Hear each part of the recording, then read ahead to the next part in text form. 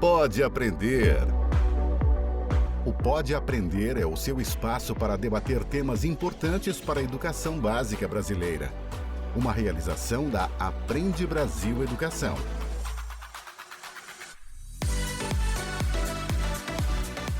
Olá, eu sou a Danaê Búbalo e este é o Pode Aprender, o nosso bate-papo qualificado sobre a educação básica brasileira. Continue aí com a sua rotina, dando conta do seu dia a dia, enquanto acompanha mais um episódio cheio de boas ideias e muito aprendizado. Vamos juntos? Então, eu sempre digo que para compreender, você se prende ao texto. Para interpretar, você extrapola o texto. E aí, quando a gente fala sobre isso, é óbvio que para interpretar, que é o passo de extrapolar o texto, você tem que passar pela compreensão. Então, a compreensão ela está dentro dos dois processos. Só que no segundo processo, que é de interpretação, você precisa sair um pouco mais do texto e ir para o mundo real. As pessoas dizem assim, mas é que o povo brasileiro não lê. Depende, né? Você está falando do quê? De leitura de modo geral ou de leitura de qualidade? Tem uma grande diferença, porque hoje nunca se leu tanto na vida quanto hoje, porque a internet é leitura o tempo todo, você está lendo várias coisas. Agora a qualidade do que se lê, aí são outros 500.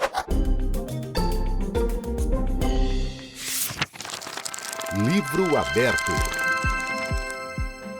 A interpretação de texto é um elemento importante para a solução de exercícios e, principalmente, é a base para a compreensão de situações do dia a dia.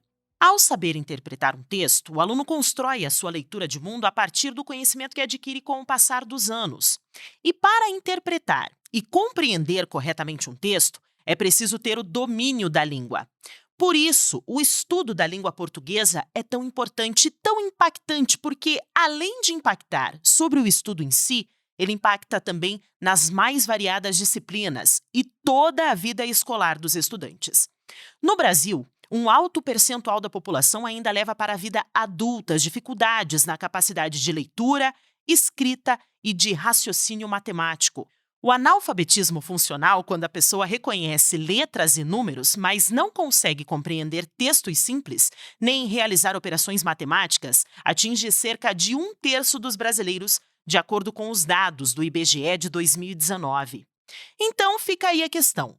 Como ensinar e estimular crianças e adolescentes a compreender e interpretar textos? Pega a caneta. Neste episódio, Pode Aprender conta com a ajuda de um especialista em ajudar estudantes em questões sobre a língua portuguesa. O convidado é o professor Noslen Borges. Ele é curitibano, graduado em Letras Português e Espanhol, dono de um dos maiores canais de videoaulas do Brasil, com mais de 4 milhões de inscritos. E de uma maneira bem humorada e nada formal, após 13 anos de docência, o professor começou a produzir conteúdos variados, com o objetivo de entreter e, ao mesmo tempo, encantar os estudantes com as questões da nossa língua. Professor, seja muito bem-vindo ao Pode Aprender e muito obrigada por aceitar o nosso convite. Eu que agradeço, obrigado pelo convite, estou feliz de estar com vocês aqui, Danaê. Acertei, né? Acertou. E estou muito feliz de poder compartilhar um pouquinho dessa minha experiência com vocês. Espero contribuir real para quem está ouvindo a gente também. Muito bacana. Bom, para a gente começar, acho que o nosso bate-papo, o nosso tema hoje, a gente já começou a conversar com relação até à pronúncia do meu nome, né? Exato. Eu gostaria que você falasse um pouquinho sobre esses principais desafios que a gente tem com relação à leitura, à compreensão e à interpretação de textos, né? É muito legal, primeiro, a gente começar já separando o que é compreensão do que é interpretação. Porque são coisas diferentes e muitas vezes colocam tudo no mesmo balaio e dizem que é a mesma coisa. Não é, né? Quando a gente fala de compreensão de texto, a gente está falando de ler um texto e entender a mensagem dele. Só o que está dentro do texto. Não tem nada fora do texto. Ou seja, o texto diz por si só. Isso é compreender o texto. Então eu li um texto e compreendi o que ele está me dizendo. A ideia central dele, os principais tópicos, é isso. Já a interpretação é quando eu tenho um texto e a partir desse texto eu posso chegar a outras referências, a deduções, ou a palavra melhor, né, a inferências a partir do texto. Isso é a interpretação. Então eu sempre digo que para compreender você se prende ao texto. Para interpretar você extrapola extrapola o texto.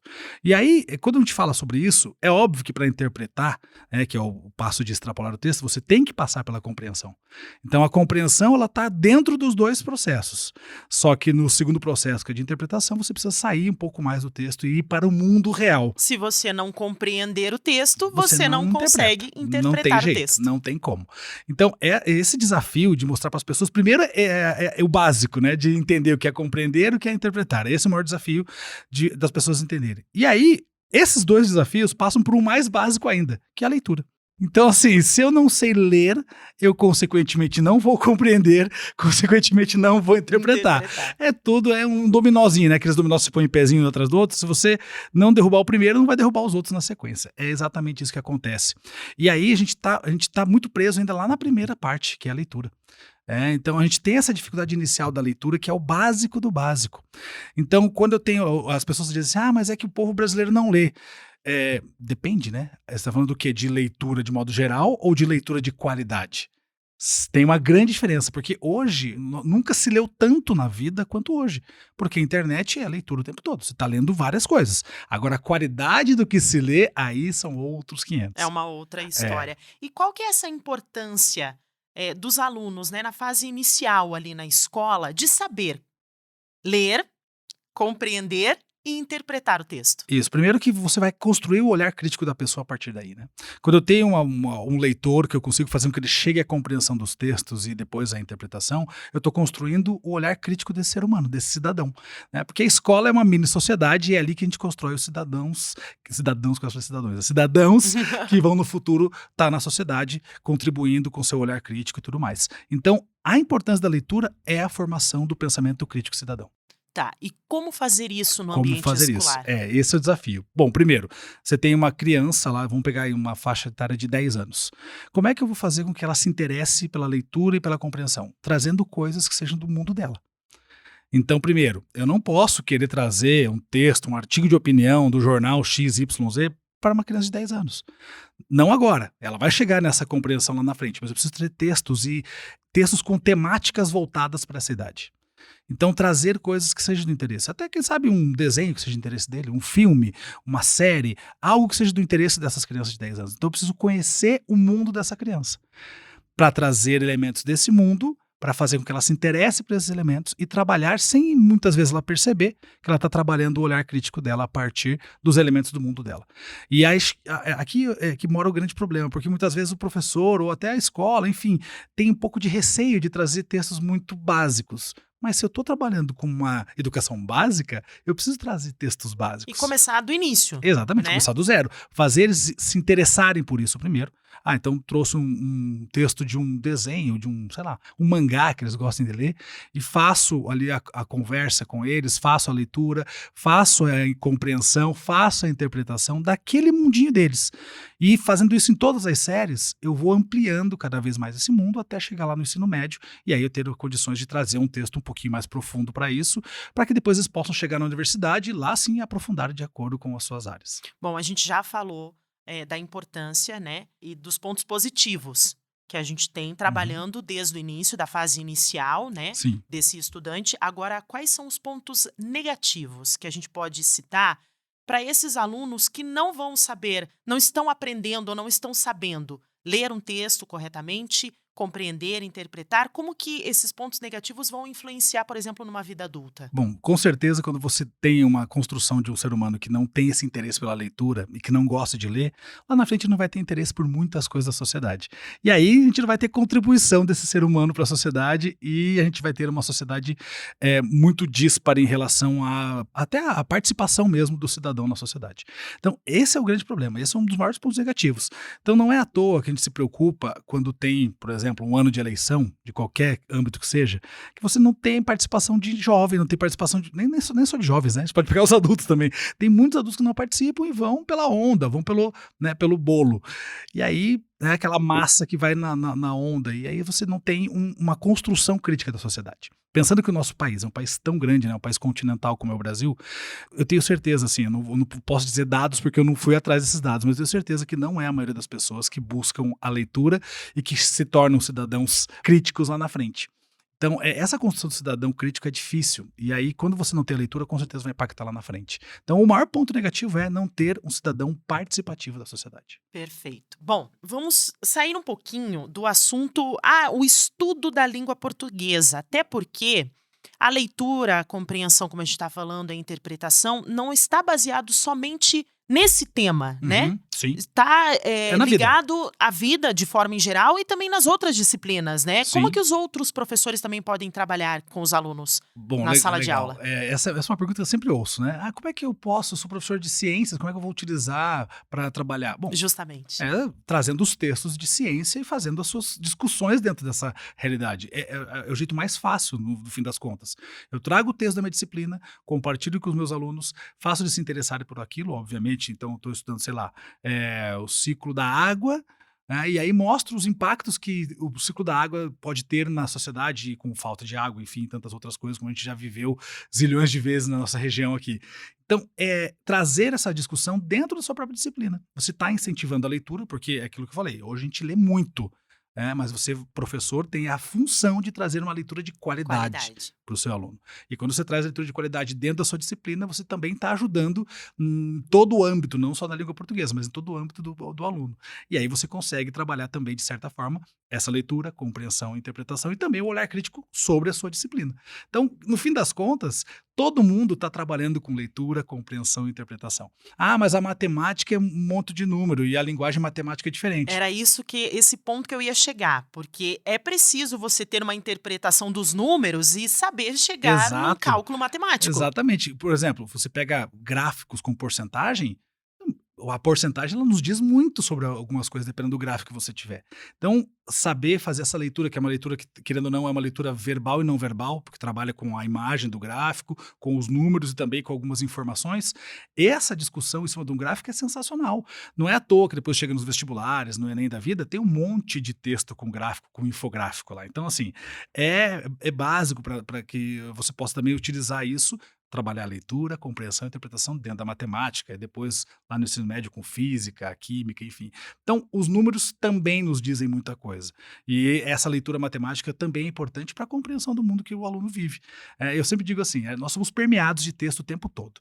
Se a gente não sabe ler e compreender os textos à nossa volta, a gente vai ter uma compreensão menor do mundo que a gente vive. Então, quanto mais eu compreendo os textos, mais eu compreendo o mundo que eu vivo. As pessoas falam assim, mas isso é meio filosófico, né? Eu falei, pode até ser, mas não deixa de ser verdade.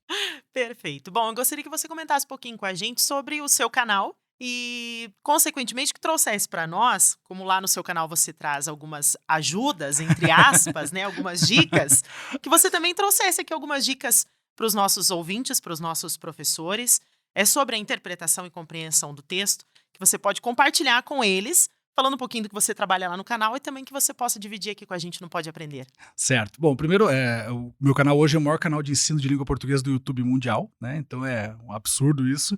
É o maior canal de educação formal do Brasil também e é o terceiro maior canal da América Latina de educação formal. É muito doido isso, pensar que um canal que fala de gramática, literatura, redação, interpretação tenha todo esse impacto. Fico muito feliz de poder fazer isso. E o que eu faço muito hoje lá? Quando eu comecei o canal, eu fazia muito uma aula com entretenimento. Então eu sempre trabalhei a educação com pano de frente e o entretenimento com pano de fundo. Sempre fiz muito isso, de usar paródias para falar das regras de gramática, para falar das escolas literárias. E eu tenho feito uma inversão um pouco disso. Ter colocado entretenimento com pano de frente e a educação com pano de fundo. Por quê? Porque, querendo ou não, rede social é entretenimento. Nós que somos professores enxeridos que fomos lá para a rede social levar a educação. Então, tentando adaptar dessa forma, sem perder, obviamente, o foco da educação, eu acabo tentando trazer mais pessoas para perto do canal. E algumas coisas que eu fiz no canal que funcionaram muito em relação à compreensão e interpretação foi trabalhar com textos do cotidiano. Então, pegavam músicas sertaneja ou música das antigas e fazia a leitura e compreensão desses textos. Mostrava o vocabulário das antigas com o atual, como que era uma música de amor no passado, uma música de amor agora a sofrência do sertanejo. Outra coisa que eu fiz que funcionou muito, foi bem na época da pandemia, foi pegar os hinos de futebol, os hinos dos clubes de futebol. Então pegava lá o Fla-Flu e fazia o Batalha de Hinos. Lia o texto, né, do hino do Flamengo, fazia a leitura, compreensão, vocabulário, alguma análise sintática. Mesma coisa com o hino do Fluminense, fazia a leitura, compreensão, análise sintática e depois deixava as pessoas decidirem qual era o mais bonito. Aí eu mexi com as torcidas e foi aquela... Só que isso gerou muita vontade das pessoas de estarem lá. E isso foi trazendo as pessoas para perto e elas nem percebiam que elas estavam o quê? Estudando leitura, compreensão, interpretação, vocabulário, análise sintática. Então, por isso que eu digo para as pessoas hoje, olha, leve aquilo que é de interesse do estudante para dentro de sala. Quanto mais você trouxer textos de interesse deles, mais eles vão aprender sem perceber que estão aprendendo. Que é o que eu venho fazendo já muitas vezes no canal. Esse lance de trazer textos que são, entre aspas aqui, aleatórios para dentro do canal. As pessoas falam, é um texto que ele tá brincando com as torcidas, mas no fundo eu estava ensinando a fazer leitura, compreensão e interpretação e funcionou muito. Eu fiz, acho que foram 14 episódios. Todos foram uma briga, né, porque as torcidas vieram e saiu no Instagram da torcida X, Y, foi uma coisa muito legal que eu movimentei as pessoas que talvez nem estivessem estudando para nada, mas porque estava falando do time dela, ela estava lá, e aí tirando sarro do time do outro, olha, vocabulário antigo, não sei o quê, enfim, e funcionou muito. Então, o grande lance é trazer textos que sejam de interesse do estudante, né? Saber ler o teu estudante. Então, se o teu estudante tem 11 anos, que textos são bons para esse menino, essa criança de 11 anos? Se o teu aluno tem 14 anos, quais textos que eu posso trazer para fazer essa mesma coisa? Mas eu posso trazer um texto de fofoca? Pode, não tem problema, né? Desde que você faça com que esse aluno ele se aprofunde nesse texto. E aí você dá a qualidade da maneira que vai fazer a compreensão e interpretação dentro da sua aula. Então, acho que o grande lance é esse, trazer textos de interesse do estudante. Múltipla escolha. Bom, a gente chega num momento aqui agora do Pode Aprender que eu sempre peço mais dicas. O nosso podcast, ele é muito trabalhado com isso, né? Em exercer o que a gente está falando aqui no nosso podcast na sala de aula. Então, eu gostaria que você deixasse para os nossos ouvintes alguma dica agora de leitura, de algum vídeo, algum site, algum material que eles possam buscar, né, além aqui do nosso podcast, para criarem essas novas experiências com os alunos, trabalharem mais a leitura, a compreensão e a interpretação de texto. Bom, uma coisa que eu acho legal, as pessoas sempre falam, mas o aluno não gosta de ler clássicos na sala de aula, né? Porque o clássico é muito difícil. Realmente, apresentar um Machado de Assis para uma criança de 11 anos é complicado. Mas eu posso pegar um texto que tenha temáticas parecidas do Machado de Assis, que seja da idade dele, para depois, lá na frente, ele gostar do Machado. Então, isso é uma coisa que eu faço muito. Alguns paralelos, por exemplo, eu trago A Culpa das Estrelas. Então, tem o filme A Culpa das Estrelas, tem o livro A Culpa das Estrelas. Leiam esse livro, façam um comparativo com o filme, até porque o livro tem uma coisa mais detalhada, né, para poder criar aquele ambiente no seu pensamento, e você tem o filme. E depois disso você vai ler Shakespeare, que trabalha com Romeu e Julieta, e pronto, você tá ali, você fez a mesma coisa, porque no fim das contas, A Culpa das Estrelas é uma releitura, né, de Romeu e Julieta, só que nos tempos modernos. Então, essas coisas são interessantes de fazer. Então, eu sempre costumo entregar materiais, ou direcionar materiais que sejam assim, livros atuais e livros clássicos, para as pessoas poderem fazer esse paralelo com um com o outro e ver que a temática, no fim das contas, é a mesma. Muda a linguagem? Muda. Mas você tem o mesmo tema e a mesma discussão ali. Então, com certeza, A Culpa das Estrelas é um. Tem Os Mentirosos, que trabalha um pouquinho com uma coisa mais meio detetive, e aí depois você pode ler Sherlock Holmes. Então, você pode fazer esse paralelo. Um outro livro que é bem legal, que, por exemplo, pega Harry Potter, que é atual, e pega lá O Feiticeiro de Terra-Mar, que é uma das inspirações da J.K. Rowling, que fez o Harry Potter. Que também trabalha com um feiticeiro que era criança, que foi pego para virar o novo Salvador, só que no Feiticeiro de Terra-Mar ele se perde pelo ego dele. Já no Harry Potter não, né? Ele vai lá, ele vai salvar realmente Hogwarts e tudo mais. Então, enfim, acho que quando a gente consegue fazer esses paralelos, a gente consegue também indicar livros clássicos, mas sempre depois da leitura de algo atual. E assim a gente consegue trabalhar a literatura atual, contemporânea, com a literatura clássica, e quando esses alunos chegarem lá no ensino médio, eles vão estar gostando das duas coisas. Diversão para casa.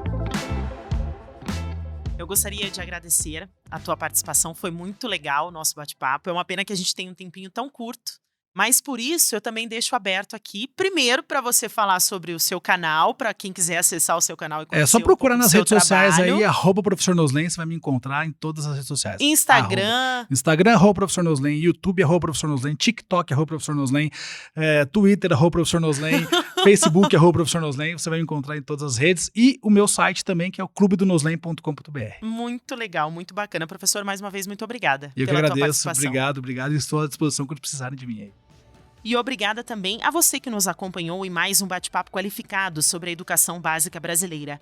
O Pode Aprender é uma realização da Aprende Brasil Educação com a produção da banca do podcast. Para comentários e sugestões, basta enviar um e-mail para aprendebrasil@positivo.com.br.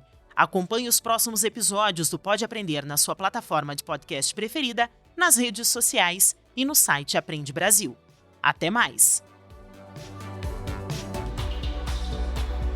Com produção e edição da Banca do Podcast, o Pode Aprender é uma iniciativa da Aprende Brasil Educação.